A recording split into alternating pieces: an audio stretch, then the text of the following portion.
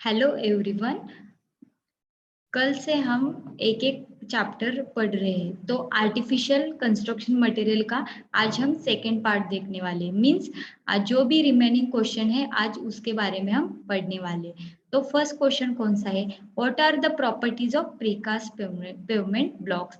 सबको pavement block तो पता है, जो कि पेविंग ब्लॉक्स होते हैं, जो यहाँ पे पार्टी वॉकिंग वाले जो फुटपाथ्स होते हैं और जो गार्डन के सामने जो भी कुछ एरिया होते हैं वहां पे पेविंग ब्लॉक्स प्रोवाइड किए जाते हैं। तो उसकी कौन कौन सी प्रॉपर्टीज होती है? तो देखो, फर्स्ट प्रॉपर्टी है it should have good dimensional stability. Means इसका उसका एक प्रॉपर क्या होता है, एक डायमेंशन उसको प्रोवाइड किए जाते हैं। नेक्स्ट देखो, it should have non skid surface. What is a skid? Skid means वहां से हमारा पैर फिसल जाता है, तो वो जो सरफेस होता है वो कैसा होता है? It should have non skid surface. Means वहां से कोई स्किड नहीं होगा। देखो next, it should have good compressive strength. It from 20 newton per M M square to 50 newton per M M square. उसकी जो कॉम्प्रेसिव स्ट्रेंथ है तो वो कहाँ से कहाँ तक होती है? 20 newton per M M square से लेके 50 newton per M M square तक। नेक्स्ट देखो, it should have very low water absorption about 5%। Means यहाँ पे ज्यादा वाटर ऑब्जर्व होगा क्या? नहीं होगा। तो फिर ये यूज करने के लिए ज्यादा बेहतर रहेगा, इसीलिए तो ये कैसा है? नॉन स्किड सरफेस है। ठीक है। तो नेक्स्ट देखो, it should have good transverse strength. कैसी होती है? तो कितनी होती है? 3 newton per M M square and above. Next देखो, it should have average abrasion about 3 mm। ठीक है। तो इसको याद कैसे रखना है? अभी आपको एग्जाम में क्वेश्चन आएगा। कौन सा question? Properties of precast pavement block. Pavement block देख के ऑब्जर्व करके आपको लिखना है। तो क्या क्या होता है उसको? एक प्रॉपर क्या होता है? तो उसका एक डायमेंशनल स्टेबिलिटी होता है। It should have non skid surface. Means वहां से कोई फिसलता नहीं है, वो सरफेस नॉन स्किड सरफेस होता है। नेक्स्ट देखो, उसकी कॉम्प्रेसिव स्ट्रेंथ कितनी होती है? तो 20 न्यूटन पर एम से लेके 50 न्यूटन पर एम स्क्वायर तक होती है। और नेक्स्ट क्या होता है? वो वेरी लो वाटर एब्जॉर्ब करता है। वो क्या करता है? वेरी लो वाटर एब्जॉर्ब करता है। और अप टू वो कितना होता है? तो वो लेस देन 5% होता है। ठीक है यार। और लास्ट क्या है? It should have good transfer strength. वो कितनी होती है? तो 3 newton per m square and above. Next question देखते हैं। देखो, explain the field test perform on the brick for its suitability. हम ब्रिक तो यूज करेंगे, तो उसमें कौन ब्रिक यूज करेंगे, बट वहां कहाँ पे वो सुटेबल हो सकता है? उसकी क्या क्या प्रॉपर्टीज होती है? तो जब हम ब्रिक के ऊपर फील्ड टेस्ट लेते, जब हम ब्रिक का स्ट्रेंथ, ब्रिक कौन से क्वालिटी का है, कौन से क्लास का है, जब हम वो चेक करते हैं तो वहां पे क्या होता है? तो उसके ऊपर कुछ फील्ड टेस्ट लिए जाते हैं। ठीक है। तो फर्स्ट कौन सा है? Shape and size. तो इन दिस केस क्या होता है? In this case it should be standard size and shape and it should be rectangular with sharp edges. ठीक है। तो क्या होता है? इसका शेप कैसा होता है? Rectangular in shape with sharp edges. और उसका साइज क्या होता है? तो उसका एक स्टैंडर्ड साइज होता है। तो आपको ऐसे कैसे याद रखना है? Shape and size. शेप बोलेंगे तो क्या होगा? Rectangular in shape. और साइज बोलेंगे तो क्या होगा? It should be a standard size. It should be of standard size. तो शेप एंड साइज में क्या याद रखना है? In this case it should be it should be of standard size and shape and rectangular in shape with sharp edges. Next देखो, soundness. तो इसमें क्या होता है? साउंडनेस से हम कौन सा ब्रिक का कौन सा टेस्ट लेते हैं? हम क्या करते हैं? ब्रिक को एक के ऊपर एक स्ट्रक करते हो, और वो स्ट्रक करने के बाद वहां से जो साउंड प्रोड्यूस होता है उसी के हिसाब से हम क्या करते हैं? तो ब्रिक को क्लासिफाई भी करते हैं। ठीक है, अकॉर्डिंग टू दैट। तो देखो, in this case when two bricks are struck with each other clear ringing sound should be produced. Means जो अच्छी क्वालिटी का ब्रिक है तो उसमें से कैसा साउंड निकलेगा? तो क्लियर रिंगिंग साउंड प्रोड्यूस होता है। ठीक है। तो हम साउंडनेस में क्या करते हैं? दो ब्रिक को एक के ऊपर एक स्ट्रक करते हैं। स्ट्रक करने के बाद वहां से clear ringing sound should B produce. ठीक है। नेक्स्ट देखो हार्डनेस। हमें हार्डनेस कैसे पता चलेगी फिर ब्रिक की? तो इसमें क्या करते हैं हम, in this case when a scratch is made on the brick surface with the help of fingernail, no impression should be made on the brick. जो हार्डनेस टेस्ट ब्रिक का होता है उसे हम कैसे करते हैं?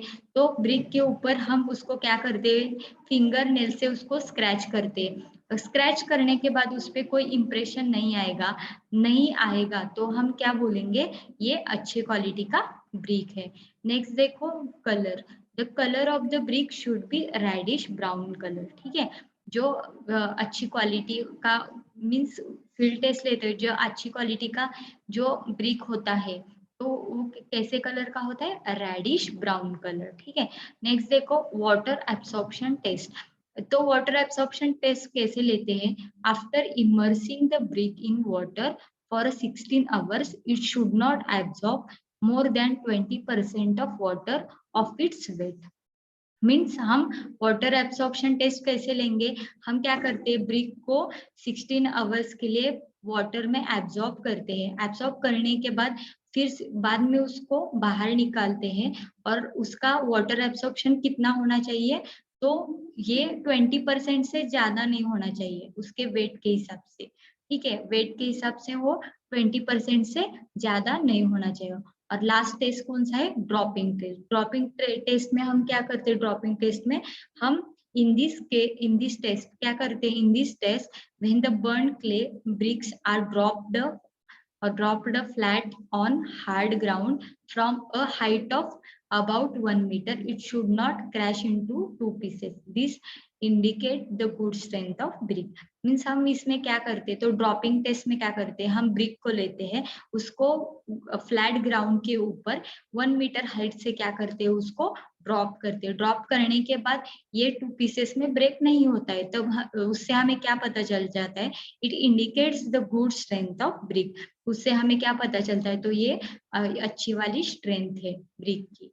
नेक्स्ट क्वेश्चन देखो, draw a flow chart showing various stages of wet process, manufacturing of wet process. Cement का जो वेट प्रोसेस है उसकी डायग्राम बोलनी है। तो देखो जब हम क्या करते हैं, सीमेंट के जो वेट प्रोसेस होती है, मैन्युफैक्चरिंग सीमेंट की जो वेट प्रोसेस होती है, उसमें हम 2 टाइप के मटेरियल्स का यूज करते हैं। एक तो करते हैं कैल्शियरेसिस मटेरियल और आर्जिलिशियस मटेरियल। कैल्शियरेसिस मटेरियल मीन्स उसमें मोस्टली क्या होता है, तो लाइम प्रेजेंट होता है, और आर्जिलिशियस मटेरियल में क्या प्रेजेंट होता है, तो क्ले प्रेजेंट होता है। ठीक है, उन दोनों को भी हम क्या करते हैं, जो कैल्शियरेसिस मटेरियल लाइमस्टोन होता है उसको हम पहले क्रश कर लेते हैं। ठीक है, और जो आर्जिलिशियस मटेरियल होता है उसको हम वॉश मिल में ऐड करते हैं। उसके बाद दोनों को भी क्या स्टोरेज बेसिन में स्टोर किया जाता है। ठीक है, दोनों को भी स्टोरेज बेसिन में स्टोर किया जाता है। उसके बाद चैनल थ्रू वो दोनों को एक साथ यहाँ पे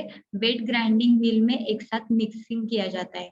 एक साथ क्या किया जाता है, जो ये कैल्शियरेसिस मटेरियल है और आर्जिलिशियस मटेरियल है, उसको हम क्या करते हैं, जो वेट ग्राइंडिंग मिल है उसमें एक साथ इन दोनों को मिक्स करते हैं और उसकी एक क्या स्लरी फॉर्म हो जाती है।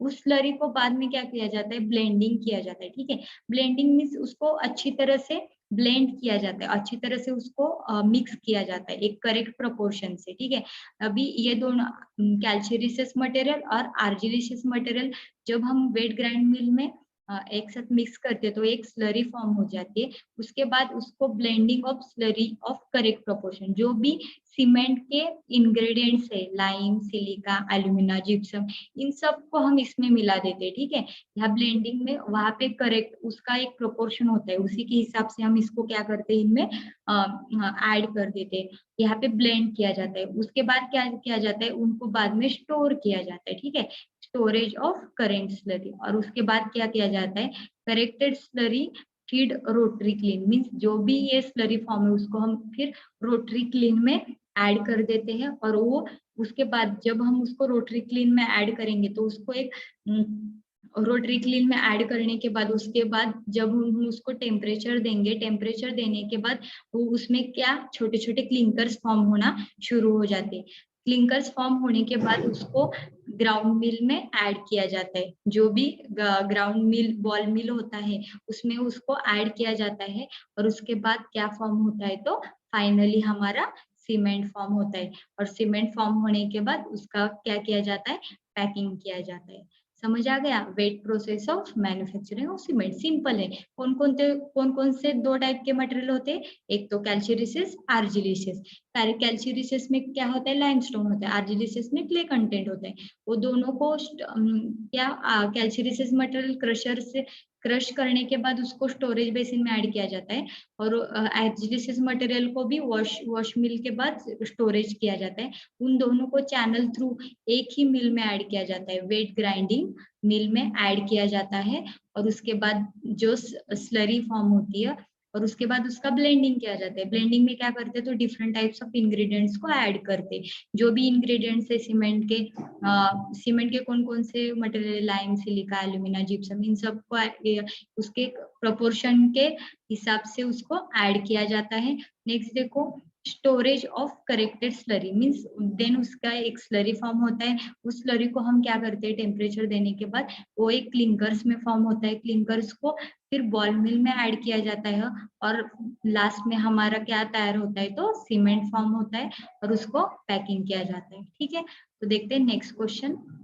Explain various types of cement and also state the uses. ठीक है, हमें डिफरेंट टाइप्स ऑफ सीमेंट पता है, कौन कौन से होते हैं, ओपीसी, पीपीसी, व्हाइट सीमेंट होता है, कलर्ड सीमेंट होता है, और बहुत सारे सीमेंट्स है, क्विक सेटिंग सीमेंट होता है, तो लो हीट सीमेंट होता है। तो वेरियस टाइप्स ऑफ सीमेंट है, तो उसमें हम एक एक करके देखेंगे। तो देखो, फर्स्ट कौन सा है, ऑर्डिनरी पोर्टलैंड सीमेंट, उसको ही क्या बोला जाता है, ओपीसी। तो this cement is a basic Portland cement. Means ordinary Portland cement को ही क्या बोला जाता है, तो पोर्टलैंड सीमेंट भी बोला जाता है। And it is used for general construction work.